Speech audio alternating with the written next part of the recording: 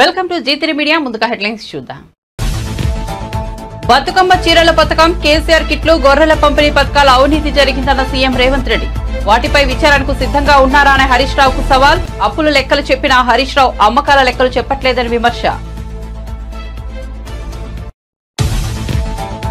శ్వేతపత్రం కాదు సాకుల పత్రం. చంద్రబాబు ఆర్థిక శ్వేతపత్రంపై మాజీ ఆర్థిక మంత్రి బుగ్గన కౌంటర్.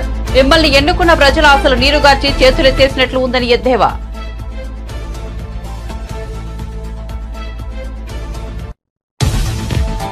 కేంద్ర బడ్జెట్ లో ఆంధ్రప్రదేశ్ రాష్ట్ర రాజధాని అమరావతికి ప్రాధాన్యత ఇచ్చామన్న కేంద్ర సమాచార శాఖ సహాయ మంత్రి మురుగన్. బడ్జెట్ లో ఏపీ అభివృద్ధికి 50,474 కోట్లు కేటాయించామని వెల్లడి.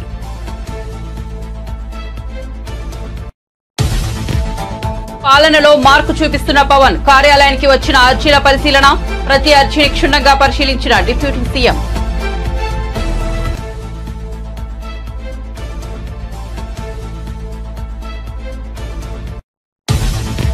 తెలంగాణ బడ్జెట్ పై అసెంబ్లీలో వాడివేడిగా చర్చ. హరీష్ రావు వద్ద సబ్జెక్టు లేదన్న కోమటిరెడ్డి. ఆయనది హాఫ్ నాలెడ్జ్ అన్న హరీష్ రావు. బీఆర్ఎస్ అంటేనే అబద్దాలకు పుట్టినిల్లన్న మంత్రి కోమటిరెడ్డి. మీకు ఇబ్బందిగా అనిపిస్తే రికార్డ్స్ నుంచి తొలగించుకోండన్న హరీష్ రావు. కేసీఆర్ బాటలోనే రేవంత్ రెడ్డి నడుస్తున్నారు. అవకాశవాద పార్టీలన్న బాడీస్ అంటే బ్రోకర్లకు కమిషన్లు ఇచ్చి కాంగ్రెస్ అప్పులు తెచ్చే కుట్రలు చేస్తోందని విమర్శ. దీంతో రాష్ట్ర ప్రజలపై మోయలేని భారం పడుతుందన్న ఆందోళన. ఈ అంశంపై అసెంబ్లీలో చర్చ జరగాలని డిమాండ్. భద్రాచలం వద్ద 3వ ప్రమాద హెచ్చరిక జారీ. 53 అడుగులకు చేరిన గోదావరి నీటి మట్టం. మధ్యాహ్నం సమయానికి 52 అడుగులు దాటిన నీటి మట్టం. ధవళేశ్వరం కాటన్ బ్యారేజ్ వద్ద పెరుగుతున్న వరద నీరు.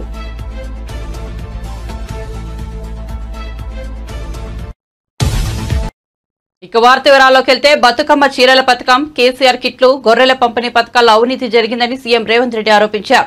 వాటిపై విచారణకు సిద్ధంగా ఉండారా అని హరీష్ రావుకు సవాల్ విసిరారు. అసెంబ్లీలో బడ్జెట్ పై చర్చ సందర్భంగా ఆయన మాట్లాడారు. అప్పుల లెక్కలు చెప్పిన హరీష్ రావు అమ్మకాల లెక్కలు చెప్పట్లేదని విమర్శించారు. చేయలేదు. కేసీఆర్ పాలనలో రంగారెడ్డి జిల్లాలో భూములు అమ్ముకున్నారని ఆరోపించారు. బతుకమ్మ చీరలని చెప్పి సూరత్ నుంచి కిలోల లెక్క తీసుకొచ్చి పంపిణీ చేశారన్నారు. ఔటర్ రింగ్ రోడ్డు 159 కిలోమీటర్లు. ఆనాడు కాంగ్రెస్ పార్టీ అద్భుతంగా ప్రపంచానికి ఆదర్శంగా ఉండే ఔటర్ రింగ్ రోడ్డును నిర్మిస్తే లక్షల కోట్ల రూపాయల విలువైన ఔటర్ రింగ్ రోడ్డును పల్లి బఠానీలకు అమ్ముకున్నట్టు 7,000 కోట్ల రూపాయలకు అమ్మి తెగనమ్మి గొర్రెల పథకము ఎన్ని గొర్రెలు ఇచ్చిండ్రో ఎన్ని గొర్రెలు ఉన్నాయో ఇవాళ మొత్తం లెక్కలు తేలినాయి. గొర్రెల మీద ఏసీ బోళ్ళు ఊరికి అట్లా మీద ఇట్లా తడిమి చూస్తే ఆల్రెడీ 700 కోట్లు గొర్రెల పేరు మీద దిగమింగినరని చెప్పి ఈరోజు రిపోర్ట్స్ వచ్చినాయి. కేసీఆర్ కిట్టులో ఏం అవినీతి జరిగిందో వారు కోరుకుంటే విచారణకి ఇద్దాం, దాని మీద కూడా పోదాం. ఇదే కాకుండా గొప్ప పథకం అని చెప్పిన బతుకమ్మ చీరలలో జరిగిన అవినీతి మీద కూడా బతుకమ్మ చీరలు చేనేత కార్మికులకు పని కల్పిస్తున్నాం అని చెప్పి సూరత్ వెళ్ళి కిలోల కింద చీరలు తీసుకొచ్చి ఆడబిడ్డల్ని మభ్య పెడితే ఆడబిడ్డలే బయటకు వచ్చి తగులబెట్టిర్రు. అవి ఏడగడుతురు వ్యవసాయ పొలాలలో పిట్టలను బెదిరించడానికి బతుకమ్మ చీరలు కడుతున్నారు. ఆడబిడ్డలు ఎవరు కట్టుకోలే అధ్యక్ష. అంటే బతుకమ్మ ఒక సెంటిమెంట్ తెలంగాణ ఆడబిడ్డలకు. ఆ సెంటిమెంట్ను కూడా దోపిడీకే ఉపయోగించుకున్నారు. గొర్రెలు మా యాదవ్ సోదరులు అమాయకులు, మంచోళ్ళు, నమ్మితే ప్రాణం ఇచ్చేటోళ్ళు. మా కుర్మ యాదవ్ సోదరులను అడ్డం పెట్టుకొని 100,000 కోట్ల రూపాయలు కొల్లగొట్టి మింగుతే ఇవాళ వాళ్ళ పంపకాలలో పంచాయతీలు వస్తే పోలీస్ స్టేషన్లో వాళ్ళే ఫిర్యాదు చేసుకుంటే ఆ కేసు ఏసీబీ విచారణకు తీసుకుంటే ఇవాళ ఇప్పటికే మీదనే 700 కోట్ల రూపాయలు వచ్చినాయన్నారు. ఇప్పుడు ఈడోళ్ళు వచ్చి కూర్చున్నారు. అదేవిధంగా మొన్నటి వరకు పదే మమ్మల్ని సవాల్ విసిరిండ్రు. ఏమని? అసలు కాళేశ్వరం మీద మేము పెట్టిందే 80,000 కోట్లు, కాళేశ్వరం ప్రాజెక్టే 80,000 కోట్లు అయితే 1,00,000 కోట్ల రూపాయల అవినీతి ఎట్లా జరిగింది? రాహుల్ గాంధీ గారు లీడర్ కాదు రీడరు అని ఇట్లాంటి మాటలు వీళ్ళే మాట్లాడారు. ఇప్పుడేమంటుండు? ఇప్పటి వరకు మేము 94,000 కోట్ల రూపాయలు కాళేశ్వరం ఖర్చు పెట్టినామంటున్నాడు. నిన్నటికి నిన్న పోయి చూసిర్రు ఎట్లా కూలిందో, ఇంకేమైనా మిగిలిందా లేదా అని. ఇవాళ ఇన్ని తప్పిదాలు చేసి ఉన్నాయని నమ్మి రంగారెడ్డి జిల్లాలో తమ రంగారెడ్డి జిల్లా నుంచి రిప్రజెంట్ చేస్తున్నారు అధ్యక్ష. మా మల్రెడ్డి రంగారెడ్డి గారు ఎప్పుడు మొత్తుకుంటుంటారు, అన్ని మా భూములు అమ్ముకున్నారు, కనీసం మాకు రోడ్లు కూడా వేయలేదు, మా డ్రైనేజ్కి కనీసం మురికి కాలువలు కట్టుకోనికి కూడా నిధులు ఇవ్వలేదు, మా కాలేజీలు కూడా కట్టుకోవడానికి నిధులు ఇవ్వలేదని మా మల్రెడ్డి రంగారెడ్డి గారు అంటుంటారు. ఎన్ని వేల కోట్ల రూపాయల భూములు అమ్మినరో ఇవాళ లెక్క తీద్దాం అధ్యక్ష. అప్పుల లెక్క ఏదైతే చెప్తుండో అమ్ముకున్న లెక్కలు చెప్తలేడు. ఇవాళ మేము ఇది కట్టినాం, మేము అది కట్టినాం, ఈ కట్టడాలు చెప్తున్నాం, అమ్ముకున్న లెక్కలు కూడా తెలవాలి కదా అధ్యక్ష. ఏమన్యాయం చేసినాం అధ్యక్ష పాలమూరులో మేము చంద్రశేఖరరావుకి ఏమన్యాయం చేసినాం? ఏం చేసినాం? 2009లో కరీంనగర్ జిల్లాలో అక్కడ ఓడగొడతారని భయపడి పాలమూరు జిల్లాకు వలస వస్తే వలసలు పోయే పాలమూరు జిల్లా ప్రజలు గుండెలు పెట్టి చూసుకొని భుజాల మీద మోసి పార్లమెంటుకు పంపిస్తే పార్లమెంటుకు పోయి ఇవాళ తెలంగాణ రాష్ట్రం వచ్చినాక కేంద్ర బడ్జెట్ లో ఆంధ్రప్రదేశ్ రాష్ట్రానికి ముఖ్యంగా రాజధాని అమరావతికి ప్రాధాన్యత ఇచ్చినట్లు కేంద్ర సమాచార శాఖ సహాయ మంత్రి మురుగన్ తెలిపారు. రాష్ట్రంలో వెనుకబడిన ప్రాంతాల అభివృద్ధికి 2040 లక్ష్యంగా బడ్జెట్ కేటాయించామన్నారు. ఆయా ప్రాంతాల్లో 8.2% ఆర్థిక అభివృద్ధిని లక్ష్యంగా నిర్దేశించామన్నారు. కేంద్ర బడ్జెట్ అనంతరం మేధావులు వివిధ వర్గాల ప్రతినిధులతో సమావేశమయ్యేందుకు విజయవాడ వచ్చిన కేంద్ర మంత్రి మురుగన్ ఓ హోటల్లో మీడియా సమావేశం నిర్వహించారు. విదేశీ ప్రత్యక్ష పెట్టుబడుల నిబంధనలను సరళతరం చేయడంతో పాటు ఎంఎస్ఎంఈలను బలోపేతం చేసే దిశగా బడ్జెట్లో తగిన ప్రతిపాదనలు చేసినట్లు తెలిపారు. తాజా బడ్జెట్లో ఏపీ అభివృద్ధికి 50,474 కోట్లు కేటాయించారన్నారు. పోలవరం ప్రాజెక్టును సత్వరమే పూర్తి చేసేందుకు కేంద్రం కట్టుబడి ఉందన్నారు. Getting huge marks. They are coming all throughout the India. They are getting seats also. So it helps the state also, the state students also. So the only for the political purpose they are opposing this. What about in Karnataka and West Bengal governments of the state? Karnataka. Always the India Alliance people, they want to create confuse. They want create a political turbulence. So for the political purpose only, if the state Tamil Nadu picks something, they will support. And no related to the Tamil Nadu, West Bengal raise some issue, Tamil Nadu government supports. No means the India Alliance's purpose is to oppose the central government. In ex-CM Jagan. For the today, why Stalin is not went for the Nidhi Ayog? Mamata Banerjee went, our Chandrababu Naidu ji went to attend, because it's a federal forum to discuss the state's development. The Stalin don't want to develop the Tamil Nadu. He don't want to develop the Tamil Nadu's industries. He don't want to develop the Tamil Nadu's growth. So that's why he created a false narrative and he created a false propaganda. So he told that I am not going to Nidhi Ayog. If he is Prime Minister's vision, Minister ga meeku naku assembly lo the rules are not permitted. If he is not eligible, the rules are not permitted, then how it will be? We'll see. The matter is in sub judice.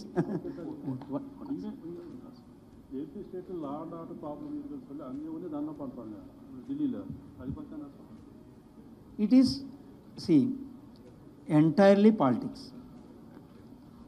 He is not the former Chief Minister, YSRCP, Sri Jaganmohan Reddy is unable to tolerate.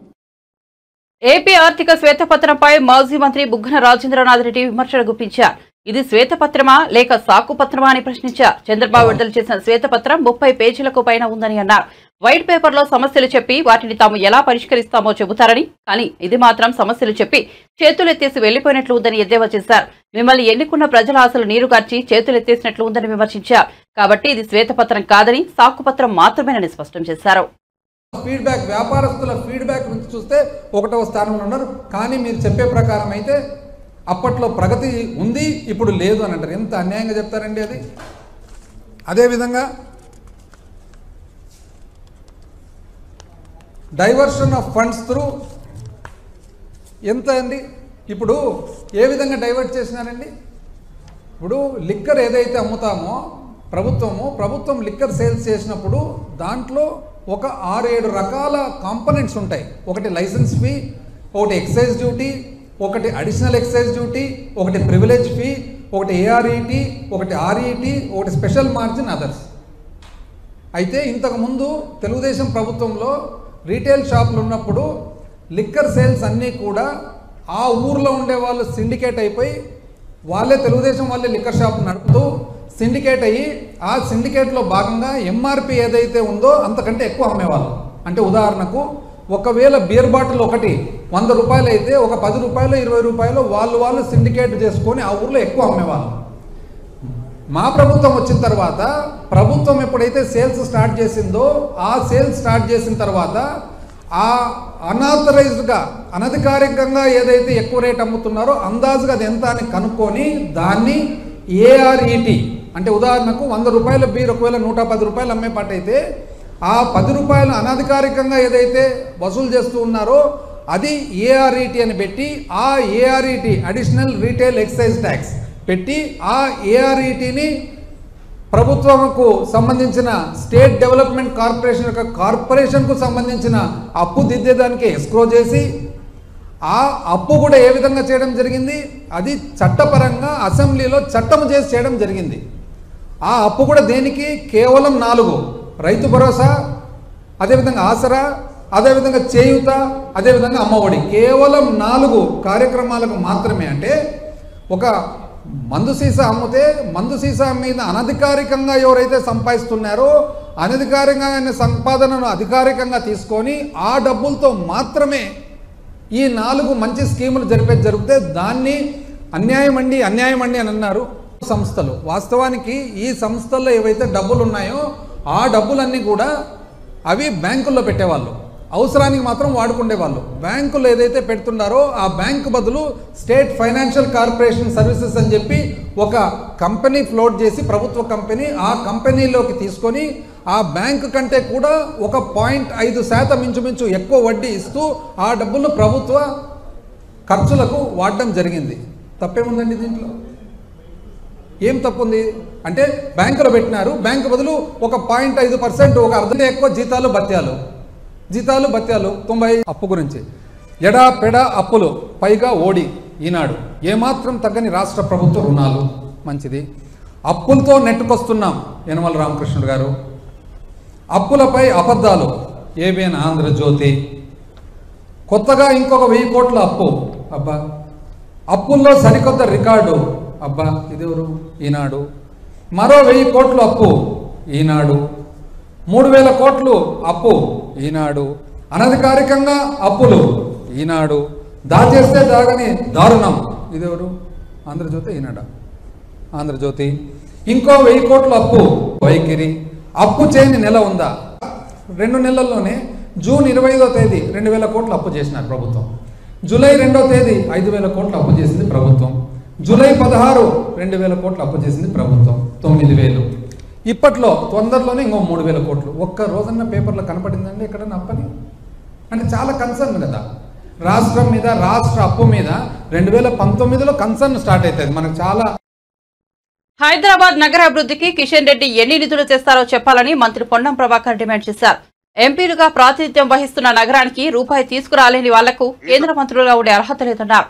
Assembly media point వద్ద మంత్రి పొన్నం మాట్లాడుతూ కేంద్రం తెలంగాణకు గాడిద గుడి ఇచ్చిందన్నారు. కిషన్ రెడ్డి అఖిల పక్షాన్ని మోదీ వద్దకు తీసుకెళ్తే రావడానికి రాష్ట్ర ప్రభుత్వం సిద్ధంగా ఉందని తెలిపారు. ఒక విశ్వ నగరం, చారిత్రాత్మక హెరిటేజ్ అండ్ ఆర్కియాలజీకి సంబంధించినటువంటి కేంద్రం ఈ రోజు దేశంలో. టూరిజం మంత్రిగా కూడా మీరు 1 రూపాయి తీసుకురాలే. ఆనాడు స్మార్ట్ సిటీ వస్తే కరీంనగర్ లో రాష్ట్ర ప్రభుత్వం విజ్ఞప్తి మేరకు హైదరాబాద్ నుంచి కరీంనగర్ మార్చారు. ఆనాడు కరీంనగర్ అవసరం ఉండే కాబట్టి మార్చారు. కానీ హైదరాబాద్ అదనంగా స్మార్ట్ సిటీ తీసుకురావడానికి లేదా అమృత్ పథకం కింద పెరుగుతున్న జనాభా కింద నీటి వనరులను పెంచడానికి సంబంధించి కావచ్చు, లేదా చారిత్రాత్మకమైనటువంటి హైదరాబాద్ కేంద్రానికి హెరిటేజ్ ద్వారా, టూరిజం ద్వారా, ఆర్కియాలజీ డిపార్ట్మెంట్ ద్వారా అనేకమైనటువంటి ఒక చారిత్రాత్మకమైనటువంటి అంశాలను అభివృద్ధి చేయడానికి 1 రూపాయి తీసుకురాలే. ఇవాళ అడుగుతా ఉన్నాం, రాష్ట్ర ప్రభుత్వం 10,000 కోట్లు ఇచ్చింది. కేంద్రం నుంచి గ్రాంట్ కింద గానీ లేదా ఇక్కడ ఉన్నటువంటి స్థానిక సంస్థల్ని బలోపేతం చేయడానికి గానీ మీరు ఎన్ని నిధులు తీసుకొస్తారనేటువంటి మాట ఈ సందర్భంగా అడుగుతా ఉన్నాం. ఇక్కడ నుంచి ప్రాతినిధ్యం వహిస్తున్నటువంటి మీరు కేంద్ర ప్రభుత్వం బడ్జెట్ లో లేకున్నా బడ్జెట్ ప్రసంగంలో సవరణల ద్వారా హైదరాబాద్ నగర అభివృద్ధికి సంబంధించి గానీ తెలంగాణ అభివృద్ధికి సంబంధించిన విషయం లోపల మీ చిత్తశుద్ధిని నిరూపించుకోమని కోరుతా ఉన్నాం. అదేవిధంగా ఇంకొక మంత్రి బండి సంజయ్ గారు, వీళ్ళిద్దరు కూడా బడ్జెట్ చాలా బాగుంది, అందరికీ ఆమోదయోగ్యంగా ఉందని చెప్తా ఉన్నారు. మేము ఈ నియోజకవర్గాలకు ఏం దేనోళ్ళు, మీరు కేంద్ర మంత్రులుగా అర్హత ఉండేటువంటి అవకాశం ఉందని అడుగుతా ఉన్నాం. ఇలా ఇది అడుగుతా ఉంటుంటే నిన్న విచిత్రమైన పరిస్థితి, రాష్ట్ర వ్యాప్తంగా బీజేపీకి సంబంధించిన వాళ్ళు కొంత అక్కడక్కడ రాష్ట్ర ప్రభుత్వం బొమ్మలు కాలబెడతా ఉన్నారు. మీకేమైనా వివేకం ఉందా అని అడుగుతా ఉన్నాం. ఇలా మీరు ఈ రాష్ట్రంలో ప్రజలందరికీ తెలుసు, గాడిద గుడ్డు ₹1 కూడా నిధులు ఇవ్వని మీరు ఏ ముఖం పెట్టుకుని ఎలా ఇంకా ఈ రాష్ట్ర ప్రభుత్వానికి వ్యతిరేకంగా కార్యక్రమం చేస్తారని అడుగుతా ఉన్నా. మీకు చేతనైతే, మీకు ఒకవేళ నిజంగా ఈ తెలంగాణ DNA రక్తంలో ఉంటే తెలంగాణ విభజనను వ్యతిరేకించిన ప్రధానమంత్రి గారి దగ్గర నిలదీసి తెలంగాణ రాష్ట్ర ప్రయోజనాల కొరకు నిధులు తేయగలిగేటువంటి సత్తువ ఉంటే రండి. మొన్న శాసనసభ తీర్మానం చేసినాం, శాసనసభ పక్ష నాయకుని అడిగినాం, నాయకత్వం వహించండి, ఆల్ పార్టీ తీసుకెళ్లండి ప్రధానమంత్రి గారి దగ్గర, లేదా మీకు సంబంధించి ఎవరినైనా కలవడానికి మేము సిద్ధంగా ఉన్నాం. గతంలో మీరు ఈ రాష్ట్ర ప్రభుత్వం ఉన్నటువంటి 10 సంవత్సరాలుగా వాళ్ళు సహకరించలేదు, వాళ్ళు కేంద్రం నిధులు అడగలే, సరి అయినటువంటి సమన్వయం లేక నిధులు ఇవ్వలే అని చెప్పినారు. మేము ఇవాళ మా ముఖ్యమంత్రి కావచ్చు, మా గౌరవ మంత్రులు కావచ్చు, మా పార్లమెంటు సభ్యులు కావచ్చు, అనేక దఫాలుగా కేంద్ర నాయకత్వాన్ని కలుస్తా ఉన్నాం. అయినప్పటికీ కూడా మరి మన మీద వివక్ష ఏదైతే జరుగుతా ఉందో ఇది పూర్తిగా కక్షపూరితంగానే జరుగుతా ఉన్నటువంటి మాట సందర్భంగా తెలియజేస్తాను. పర్టికులర్ గా తెలంగాణ విభజన హామీల అమలుకు సంబంధించి కావచ్చు, లేదా తెలంగాణ ప్రయోజనాలకు సంబంధించి అనేకమైనటువంటి ఈరోజు నిరుద్యోగ సమస్యతో తెలంగాణకు సంబంధించినటువంటి తెలంగాణ రాష్ట్రం ఏర్పడ్డ తర్వాత కూడా ప్రజలు ఇబ్బంది ఎదుర్కొంటా ఉన్నారు. ప్రచారం సమయంలో ఓట్ల కోసం అనేక మాటలు చెప్పే నేతలు ఆ తర్వాత వాటిని మర్చిపోతుంటారు. అలాగే పరిష్కరిస్తామంటూ ప్రజల నుంచి అర్జీలు తీసుకునే నేతలు వాటిని ఏమాత్రం చూస్తారనేది డౌట్ అనుమానమే. కానీ AP deputy CM Pawan Kalyan ఆ విషయంలో తన రూటే సెపరేట్ అని నిరూపించుకున్నారు. తన కార్యాలయానికి వచ్చిన ప్రతి అర్జీని పరిశీలిస్తూ వాటి పరిష్కారానికి ప్రయత్నిస్తున్నారు. శనివారం తన కార్యాలయానికి వచ్చిన పవన్ కళ్యాణ్ ప్రజల నుంచి వచ్చిన విడతలను పరిష్కరించే పనిలో పడ్డారు. అధికారులతో సమావేశమైన పవన్ కళ్యాణ్ రాష్ట్రంలోని ప్రతి మూల నుంచి తన కార్యాలయానికి వచ్చిన అర్జీలను పరిశీలించారు. శనివారం ఉదయం నుంచి కార్యాలయ సిబ్బందితో కలిసి ప్రతి అర్జీని చదువుతూ వాటికి పరిష్కార మార్గాలు వెతికే పనిలో ఉన్నారు. పంచాయతీరాజ్, గ్రామీణాభివృద్ధి, గ్రామీణ నీటి సరఫరా, పర్యావరణం, అటవీ శాఖలపై వచ్చిన అర్జీలతో పాటు సమస్యలు, ఇబ్బందులను ఏకరవు పెడుతూ ప్రజల నుంచి అనేక వినతులు వచ్చాయి.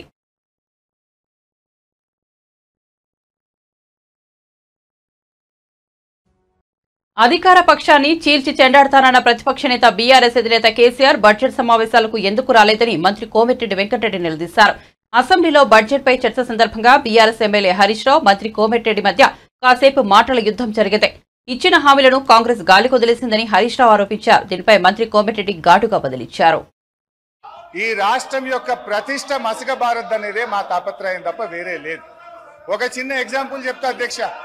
గ్రూప్ 2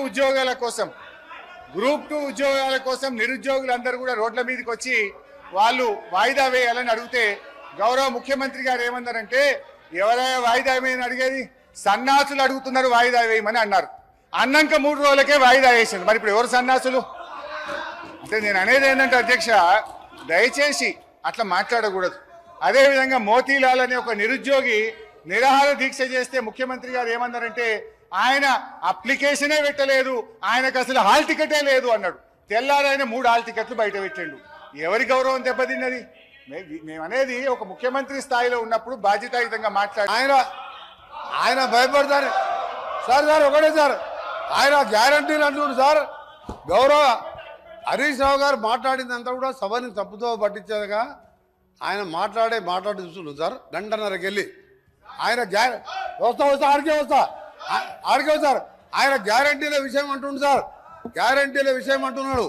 2001లో ఆయన పార్టీ పెట్టినప్పుడు సార్, కొండా లక్ష్మణ్ బాబుజీ గారి ఇంట్లో పార్టీ పెట్టినప్పుడు నేను తెలంగాణ పార్టీ పెడుతున్నాం, రాష్ట్రాన్ని తెలంగాణ వస్తే మొట్టమొదటి ముఖ్యమంత్రి దళితుడు అవుతాడు, దళితుని చేయలేకపోతే మెడ మీద తల తీసుకుంటా అని ఆ రోజు ముసలైనాయి సార్. అబద్ధాలు అంటే వీలై, గ్యారంటీలు అంటే వీలై, మోసాలు సార్. డబుల్ బెడ్రూమ్ కడతా, డబుల్ బెడ్రూమ్ లో బిడ్డ అల్లుడు వస్తే ఎక్కడ వండుకోవాలి, బేకరీ కట్టేసుకోవాలి. మీ హరీష్ రావు గారు ఒక మాట మాట్లాడి సార్. హరీష్ రావు గారు 24 గంటలు కరెంట్ ఇచ్చినా అన్నాడు సార్. 24 గంటలు కరెంట్ ఇచ్చినా అంటే నేను ఒక సబ్స్టేషన్ సార్ బండ సోమవారం అనే సబ్స్టేషన్కి వెళ్ళాను. అక్కడ ఆపరేటర్ బస్ అయిన ఆపరేటర్ వీడియో రికార్డింగ్ ఉన్నది. నేను నా సర్వీసులో 9 ఏళ్ళు అయింది సార్. ఎలక్షన్ల ముందు 9 ఏళ్ళకెళ్ళి సర్వీసులో ఉన్నా. ఇక్కడ ఎప్పుడు కూడా 14 గంటల కరెంటు రాలేదని నాకు రికార్డు తీసి చూపిస్తే రాత్రి లా బుక్లు వాపసు తీసుకొచ్చాడు. మోసాలు, దగా, కుట్రలు, అబద్ధాలు అన్ని నేర్పింది ఎవరంటే అవన్నీ టీఆర్ఎస్ పార్టీ పుట్టిన తర్వాత పుట్టిన సార్. ఇలా దళితులు ముఖ్యమంత్రి ఉన్నారు సార్. ఆఖరికి మా దళిత ప్రతిపక్ష నాయకుడు ఉంటే చూసి ఓర్వలేక 13 మంది శాసనసభ్యులని సంతలో పశువులాగా కొని ప్రతిపక్ష హోదా లేకుండా చేశాడు. మాజీ ముఖ్యమంత్రి జగన్ నివాసం ఉంటున్న తాడేపల్లి ప్యాలెస్ కల్కి సినిమాలోని కాంప్లెక్స్ లాంటిదని తెలుగుదేశం పార్టీ నేత డొక్కా మాణిక్యవర ప్రసాద్ విమర్శలు గుప్పించారు. కాంప్లెక్స్ లో కమాండర్ల సజ్జల రామకృష్ణారెడ్డి కుట్రలు, కుతంత్రాలకు ప్రణాళికలు రచిస్తారని ఆరోపించారు. కాంప్లెక్స్ లో జగన్ సుప్రీం కాదు, ఆయన్ను మించిన వారు ప్యాలెస్ లో ఉన్నారు. సుప్రీం కమాండర్లకు మధ్యవర్తిగా జగన్ వ్యవహరిస్తారని డొక్కా ఆరోపించారు. జగన్ అసెంబ్లీకి రాకుండా ప్రెస్ మీట్ పెట్టి శ్వేతపత్రాలపై అబద్దాలు మాట్లాడారని డొక్కా మండిపడ్డారు. నేను ఆ తప్పులు చేయలేదు, నేను బాగానే పరిపాలించాను అని ఒక శుద్ధపూసలాగా మాట్లాడాడు.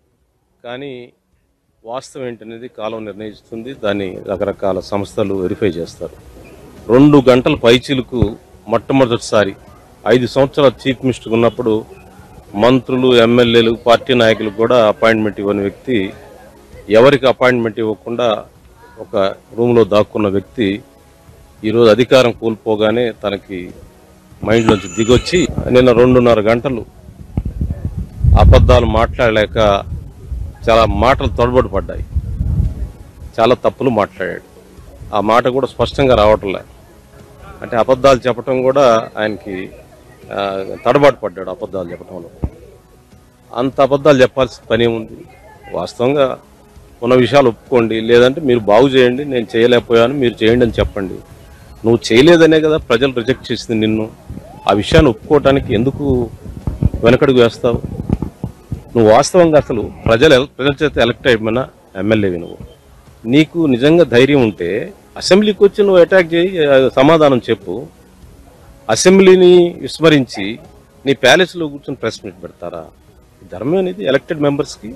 నీకు ప్రజాస్వామ్యం మీద, రాజ్యాంగం మీద నమ్మకం ఉందా నీకు?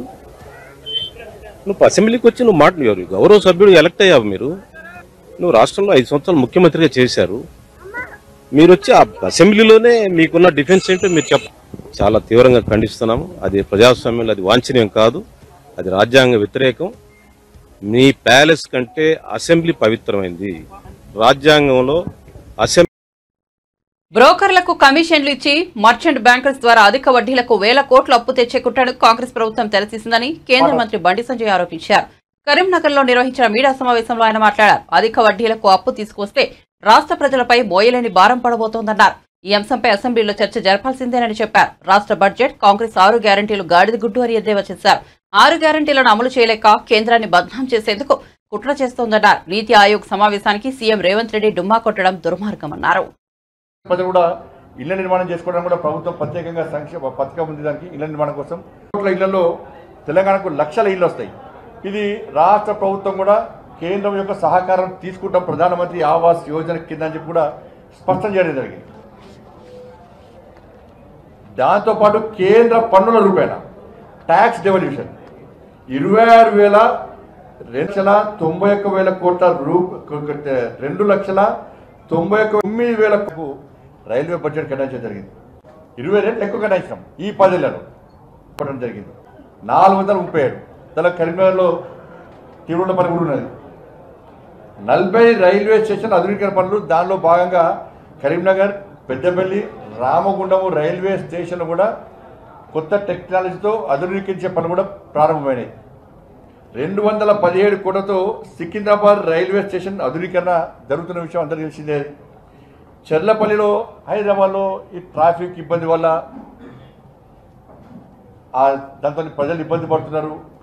కేవలం నాంపల్లి, సికింద్రాబాద్ స్టేషన్లే ఉన్నాయి, కానీ ప్రజలు సమయాన్ని చేరుకోలేకపోతున్నారు అని చెప్పి ఉద్దేశంతో చెర్లపల్లిలో నూతన టెర్మినల్ పనులు కూడా 99% పూర్తయింది. ప్రారంభోత్సవానికి సిద్ధం ఉంది. చిన్న చిన్న కొన్ని సమస్యలు కాబట్టి దాన్ని కూడా పూర్తి చేసి ఇలా ప్రధానమంత్రితో ప్రారంభించడానికి కిషన్ రెడ్డి గారు ప్రయత్నిస్తూ ఉన్నారు. ఇవి కేంద్ర ప్రభుత్వము తెలంగాణ రాష్ట్రానికి ఇచ్చింది. ఈ దేశంలో ఈ దేశ ప్రజలకు అందించిన బడ్జెట్ కేంద్ర ప్రభుత్వం. ఇవన్నీ వాళ్ళు అడుగుతూ ఏమంటారంటే లేదు 10 రూపాయన మేము ఇస్తాం కదా అంటారు. మరి కేంద్రం కూడా 10 రూపాయలు ఇస్తారు కదా. ఇవాళ తిరుమల తిరుపతి దేవస్థానం అదనపు ఈవోగా వెంకయ్య చౌదరి బాధ్యతలను చేపట్టారు. ఈ సందర్భంగా ఆయన తిరుమల శ్రీవారిని దర్శించుకున్నారు. అనంతరం మీడియాతో మాట్లాడిన ఆయన స్వామివారి దర్శనానికి వచ్చే భక్తులకు మెరుగైన సౌకర్యాలు కల్పించేందుకు కృషి చేస్తానన్నారు. సామాన్య భక్తులకు వేగంగా దర్శనం కల్పించడమే లక్ష్యంగా పనిచేస్తామన్నారు. దేవదేవుని సన్నిధిలో ఇంత గొప్ప అవకాశం రావడం నాకు చాలా సంతోషకరం. ఈ అవకాశాన్ని ఇచ్చిన ముఖ్యమంత్రి గారికి ప్రత్యేక ధన్యవాదాలు తెలియజేస్తున్నాను. ఈ అవకాశాన్ని ఒక బాధ్యతగా స్వీకరిస్తాను. ఈ బాధ్యత ద్వారా తిరుమలలో వచ్చే దేశంలో నుంచి రాష్ట్రాల్లో నుంచి అంతర్జాతీయంగా వచ్చే భక్తులు ప్రయోజనాలను ఎలా ఇంప్రూవ్ చేయాలి, వాళ్ళ సౌకర్యాలను ఎలా ఇంప్రూవ్ చేయాలి అనే దాని మీద వర్క్ చేస్తాము. దర్శనం టికెట్ల కాడ నుంచి వాళ్ళకి కావాల్సిన క్వార్టర్ అలాట్మెంట్ కానీ, లేకపోతే శానిటేషన్ కానీ, లేకపోతే ఫుడ్ ఫెసిలిటీస్ కానీ, ఉచిత దర్శనం వచ్చే అనేకమైన భక్తులకి ఏ రకమైన ప్రయోజనాలు అందిస్తే వాళ్ళు సంతోషంగా ఉంటారు, ఎంత ఫాస్ట్గా దర్శనం చేసుకొని వాళ్ళు వెళ్ళిపోతారనే దాని మీద వర్క్ చేస్తాం. ఈ పని చేసే ప్రాసెస్లో ఖచ్చితంగా ప్రతి డిపార్ట్మెంట్, ప్రతి వింగ్ నుంచి కూడా కోఆర్డినేట్ చేస్తాం. ప్రతి వింగ్ మీద రివ్యూ చేసి ఎక్కడైతే ప్రాసెస్ రిలేటెడ్ స్లోగా ఉంది, బాటిల్ నెక్స్ ఉన్నాయి, వాటి ఇమ్మీడియట్గా ఎలా అడ్రస్ చేయొచ్చు, ఎలా సాల్వ్ చేయగలము అనే దాని మీద వర్క్ చేస్తాం. ఈ క్రమంలో ఖచ్చితంగా ప్రతి డిపార్ట్మెంట్లో ఫీడ్బ్యాక్ సిస్టాన్ని ఎంపవర్ చేసి ఫీడ్బ్యాక్ ద్వారా సిస్టాన్ని ఎలా ఇంప్రూవ్ చేయాలో అనే దాని మీద వర్క్ చేస్తాం. ఈ క్రమంలో అందరు stake holders, temple administration, temple related ఉన్న అందరు స్టేక్ హోల్డర్స్ వాళ్ళ యొక్క అభిప్రాయాలను కూడా స్వీకరించి ఏది బెస్ట్ ఉంటుందో అడ్మినిస్ట్రేషన్కి, భక్తులకి ఏది బెస్ట్ ఉంటే అది చేయటానికి ప్రయత్నం చేస్తాం. సో ఈ క్రమంలో మీ అందరూ కూడా మీడియా కూడా ఫీడ్బ్యాక్ ఇవ్వాలి. దాంట్లో ఏమైనా తప్పులుంటే మాకు ఎత్తి చూపించాలి, దాంట్లో ఏమైనా మెప్పుంటే మీరు అప్రిషియేట్ కూడా చేయాలి. సో మీ ఒపీనియన్ కూడా మేము ఖచ్చితంగా కన్సిడర్ చేస్తాం. అక్కడ మనందరం కూడా కలిసి పనిచేయాల్సిన, ఒక టీమ్గా వర్క్ చేయాల్సిన అవసరం ఎంతైనా ఉంది. వారం రోజులుగా ఎడతెరిపి లేకుండా కురుస్తున్న వర్షాలకు తెలంగాణలోని వాగులు, వంకలు పొంగిపొల్లుతున్నాయి. ఎగువ నుంచి భారీగా వరద నీరు చేరడంతో జలాశయాలు ఉప్పొంగుతున్నాయి. భద్రాచలం వద్ద గోదావరి ఉగ్రరూపం దాల్చింది. నీటి మట్టం క్రమంగా పెరుగుతూ శనివారం మధ్యాహ్నం 1 గంటకు 52.4 అడుగులకు చేరుకుంది. ప్రస్తుతం 2వ ప్రమాద హెచ్చరిక అమల్లో ఉంది. 53 అడుగులకు చేరుకుంటే 3వ ప్రమాద హెచ్చరిక జారీ చేస్తారు.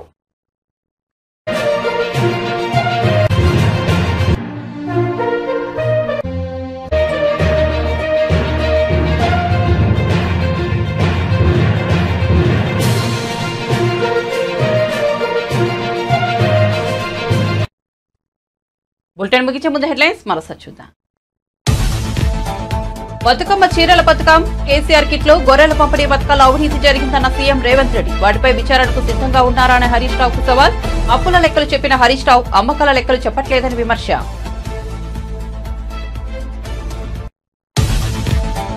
శ్వేతపత్రం కాదు సాకుల పత్రం. చంద్రబాబు ఆర్థిక శ్వేతపత్రంపై మాజీ ఆర్థిక మంత్రి బుగ్గన కౌంటర్. మిమ్మల్ని ఎన్నుకున్న ప్రజల ఆశలు నీరుగార్చి చేతులెత్తేసినట్లు ఉందని ఎద్దేవా.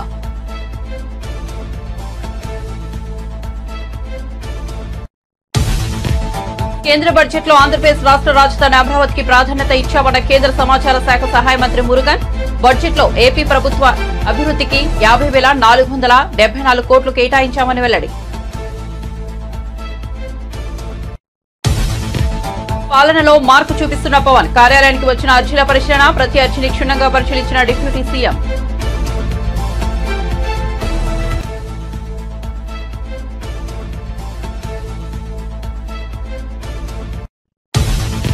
తెలంగాణ బడ్జెట్పై అసెంబ్లీలో వాడివేడిగా చర్చ. హరీష్ రావు వద్ద సబ్జెక్ట్ లేదన్న కోమటిరెడ్డి, ఆయనది హాఫ్ నాలెడ్జ్ న హరీష్ రావు. టీఆర్ఎస్ అంటేనే అబద్దాలకు పుట్టినీలన్న మంత్రి కోమటిరెడ్డి, మీకు ఇబ్బందిగా అనిపిస్తే రికార్డ్స్ నుంచి తొలగించుకోండన్న హరీష్ రావు. కేసీఆర్ బాటలోనే రేవంత్ రెడ్డి నడుస్తున్నారు. అవకాశవాద పార్టీలన్న బండి సంజయ్ బ్రోకర్లకు కమిషన్లు ఇచ్చి కాంగ్రెస్ అప్పులు తెచ్చే కుట్రలు చేస్తోందని విమర్శ. దీంతో రాష్ట్ర ప్రజలపై బోయలేని భారం పడుతుందని ఆందోళన. ఈ అంశంపై అసెంబ్లీలో చర్చ జరగాలని డిమాండ్. భద్రాచలం వద్ద 3వ ప్రమాద హెచ్చరిక జారీ. 53 అడుగులకు చేరిన గోదావరి నీటి మట్టం. మధ్యాహ్నం సమయానికి 52 అడుగులు దాటిన నీటి మట్టం. ధవళేశ్వరం కాటన్ బ్యారేజ్ వద్ద పెరుగుతున్న వరద నీరు.